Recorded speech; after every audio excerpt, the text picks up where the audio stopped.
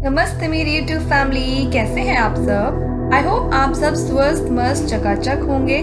दोस्तों, आज कुतुब मीनार की इस वीडियो के सेकंड पार्ट में मैं आपको बताऊंगी कुतुब मीनार में और कौन कौन से ऐतिहासिक धरोहर हैं जिन्हें आप वहां देख सकते हैं, और साथ ही साथ कुतुब मीनार के रोचक तथ्यों के बारे में भी जानेंगे। चलिए वीडियो को शुरू करते हैं आयरन पिलर से, जिसका प्राचीन नाम विष्णु का स्तंभ या गरुड़ ध्वज के नाम से भी जाना जाता है। इसकी ऊंचाई 7 मीटर के आसपास लगभग 23 फीट है।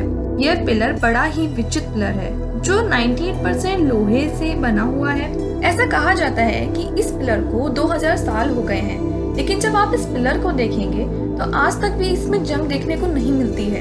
दोस्तों, कुछ लोगों का ये भी कहना है कि विष्णुपात्री नाम का पहाड़ी पर इस पिलर को बनाया गया था।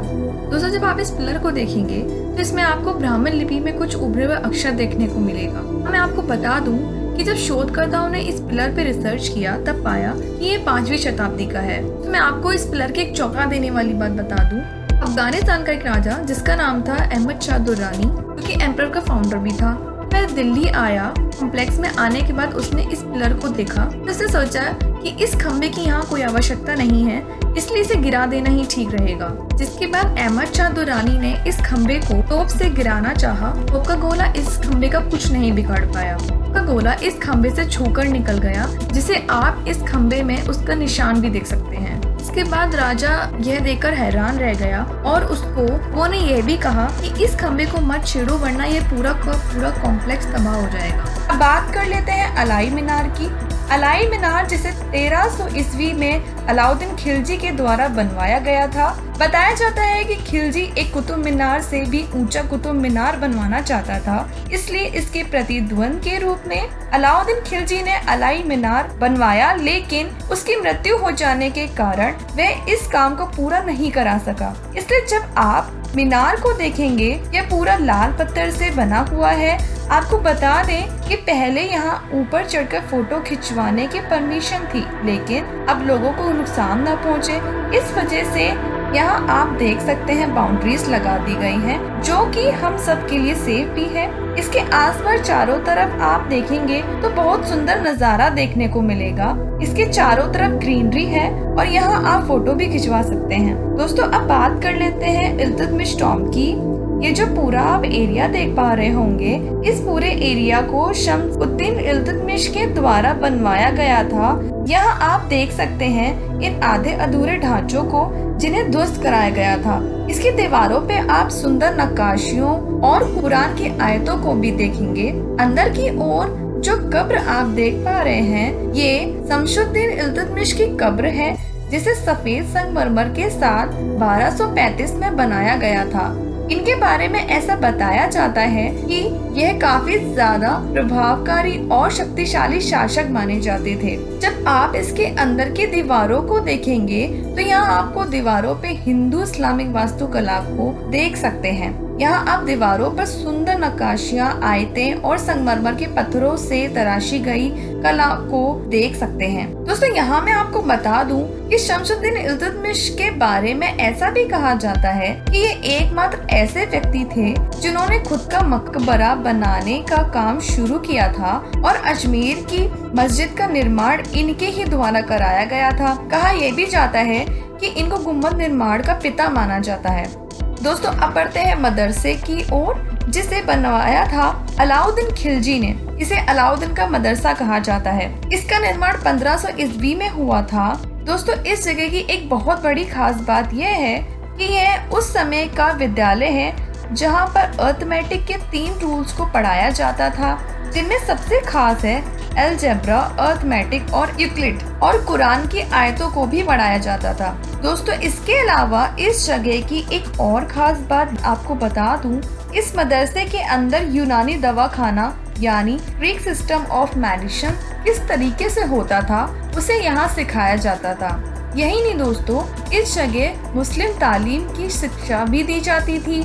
ये जो पूरा हिस्सा आप देख पा रहे हैं, इधर के ज्यादातर हिस्से का विस्तार अलाउद्दीन खिलजी के द्वारा ही कराया गया था। अब बात करते हैं अलाउद्दीन खिलजी के कब्र के बारे में। विश्व विरासत स्थल कुतुब मीनार परिसर के अंदर बना अलाउद्दीन खिलजी मकबरा। जब आप इस मकबरे को देखेंगे तो ये देखने में बिल्कुल सिंपल है। जब आप ऊपर की ओर देखेंगे तो ऐसा बताया जाता है कि छत गिर गई, या यह भी कह सकते हैं कि छत बनाई ही नहीं गई। दोस्तों, अलाउद्दीन खिलजी को एक क्रूर शासक भी माना जाता था। खिलजी टॉम के बाद बढ़ते हैं अलाई दरवाजे की तरफ। कुतुब मीनार के दाईं ओर अलाई दरवाजा, जिसका निर्माण कराया अलाउद्दीन खिलजी ने। ऐसा बताया जाता है कि जब कुव्वतुल इस्लाम मस्जिद का निर्माण कराया गया तो उसके आगे कोई भव्य द्वार नहीं था, जिसके बाद अलाउद्दीन खिलजी के द्वारा इसके आगे एक भव्य द्वार बनवाया गया और उसका नाम रखा गया अलाई दरवाजा।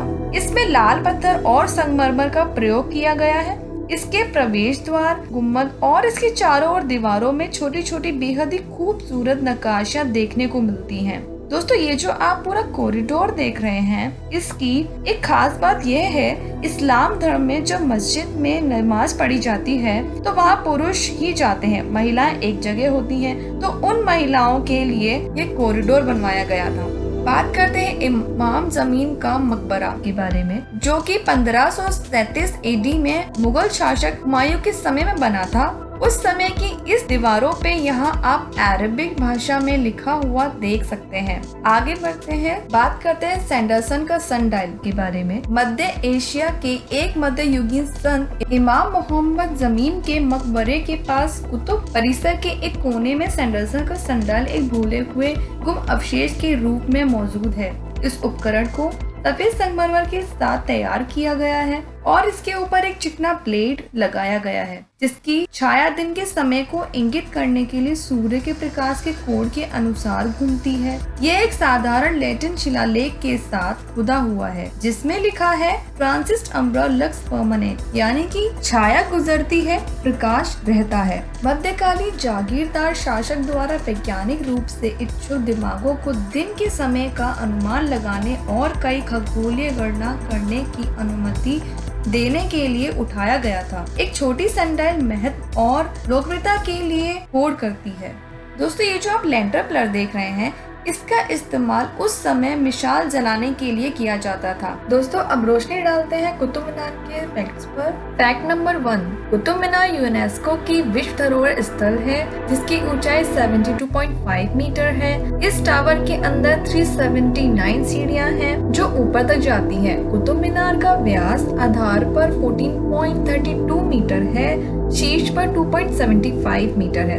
फैक्ट नंबर 2, यह दुनिया की सबसे ऊंची ईंट की मीनार है। फैक्ट नंबर 3, इसे अंतिम हिंदू साम्राज्य द्वारा शासन के अंत को चिन्हित करने के लिए 12वीं शताब्दी में कुतुबुद्दीन ऐबक द्वारा निर्मित विक्ट्री टावर माना जाता है। फैक्ट नंबर 4, कुतुब मीनार को दिल्ली के 3 शासकों द्वारा 3 चरणों में बनाया गया था। कुतुबुद्दीन ऐबक ने 1 मंजिल का निर्माण किया, उसके बाद उसके उत्तराधिकारी शमसुद्दीन इल्तुतमिश ने 3 मंजिल और बनवाई और अंत में फिरोज शाह तुगलक ने अंत निर्माण किया और इस तरह 5वीं मंजिल 14वीं शताब्दी बनकर तैयार हुई। शायद यही वजह है कि जब आप कुतुब मीनार को गौर से देखेंगे तो ये थोड़ा सा झुका हुआ दिखता है।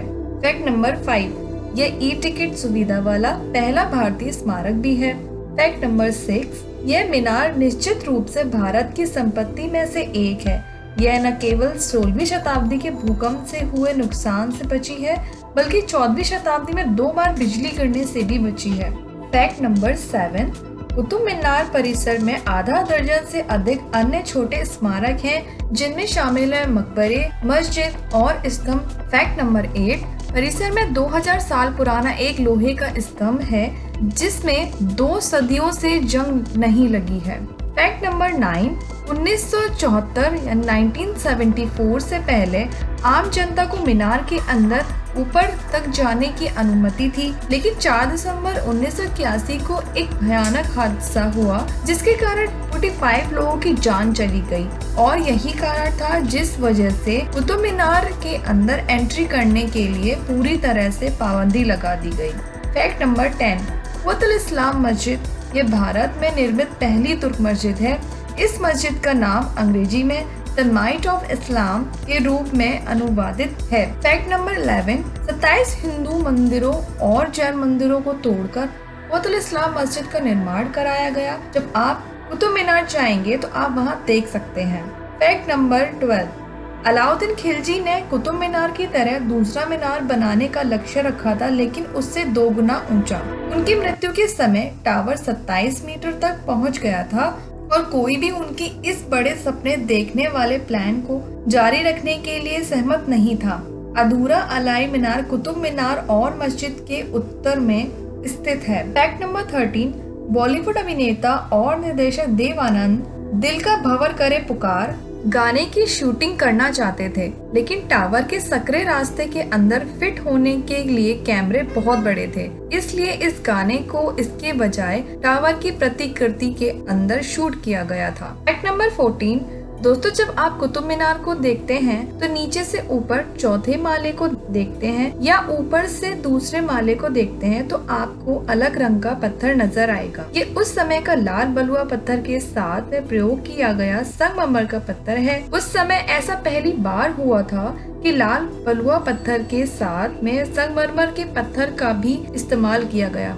दोस्तों इस वीडियो को एंड करने से पहले इस वीडियो के बारे में आपका क्या कहना है कमेंट में जरूर बताइए। और अगर आप कुतुब मीनार के बारे में कुछ ऐसा जानते हैं जो हम सबको पता होना चाहिए तो कमेंट में जरूर लिखिए। इस चैनल को सब्सक्राइब और इस वीडियो को लाइक शेयर करना ना भूलें। मस्त रहें, स्वस्थ रहें और दुनिया घूमें।